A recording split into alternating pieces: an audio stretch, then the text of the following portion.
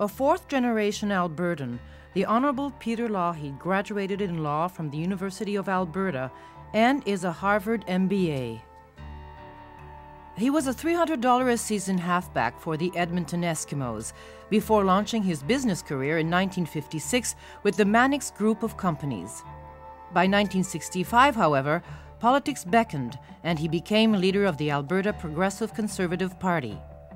2 years later, with a 6-member caucus, he was leader of the opposition, and in 1971, he became premier with a stunning election victory ending 35 years of social credit rule. Re-elected with larger majorities in 1975, 79, and 82, Peter Lougheed's political legacy includes the Alberta Charter of Rights, the Heritage Savings Trust Fund, and becoming a champion of Western Canada and one of the most influential and respected players on the national political stage. Depuis qu'il a quitté la vie politique en 1985, il est associé principal dans la société d'avocats Bennett Jones de Calgary, directeur d'entreprises recherchées et conférencier habituel de l'Université de Calgary et du Banff Center. Peter Lougheed was the most skillful and most focused negotiator I ever met. In the late 1970s, he set out to convince Canadians that we ought to have a formula to amend our Constitution which didn't give a veto to any province, not Ontario, not Quebec. I thought he was dreaming in Technicolor. But by 1981, he had got Premier Levesque to agree with this, and by 1982, a Canadian Prime Minister based in Quebec had agreed with it. 73 of the 75 Quebec MPs had agreed with it, and it was part of the Constitution of Canada. And he's a proud Albertan, but he's also a proud Canadian. And when you were dealing with Peter, you knew that the welfare of Canada was at the center of his position. I remember when I worked for Premier Davis, and there were some fundamental disagreements between Mr. Lougheed and Mr. Davis on energy policy.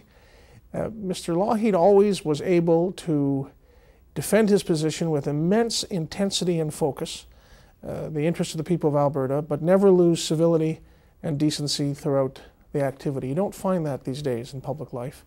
It was an ability to maintain a solid working relationship with someone with whom you disagreed fundamentally. We are fortunate to have had him in public service, and we won't see his ilk for some time to come. It was the late 70s. I was a reporter for that symbol of the self-centered East, the Toronto Star, and I was sent into Peter's domain to talk energy. It was in the midst of the NEP. So I asked my question about energy pricing, and he responded as if I were a dullard or perhaps an Easterner by speaking very slowly. I snapped back that I was a Westerner, I understood the issues, and I just wanted an answer.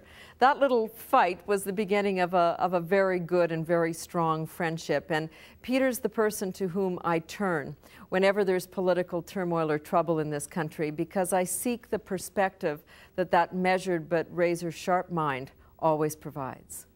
Peter was a lawyer, a businessman, and an athlete.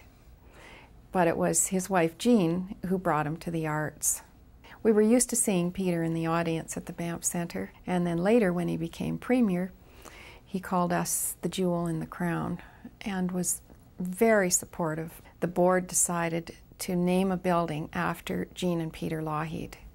We chose this particular building because it was a building to house artists and computer technology, and it was a building for experimentation and about the future. And Peter's about the future.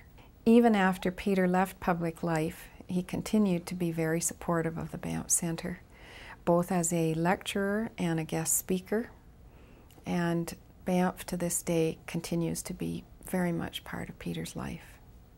I was a deputy minister in the first Lougheed government, and at one point he called us down to take a tour with him of an institution for mentally handicapped people in Red Deer.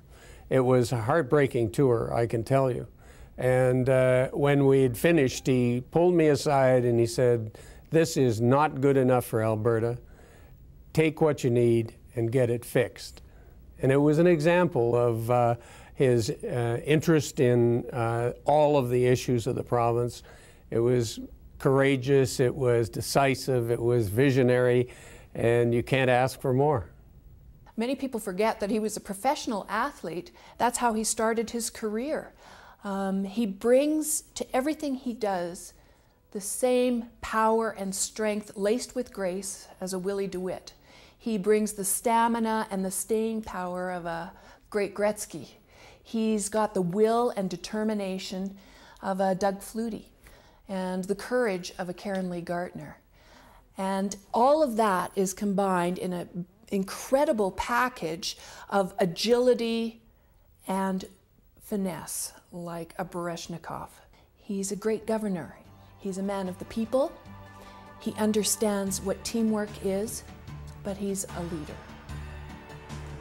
8 universities have recognized Peter Lougheed with honorary doctorates in law, and he is a companion of the Order of Canada.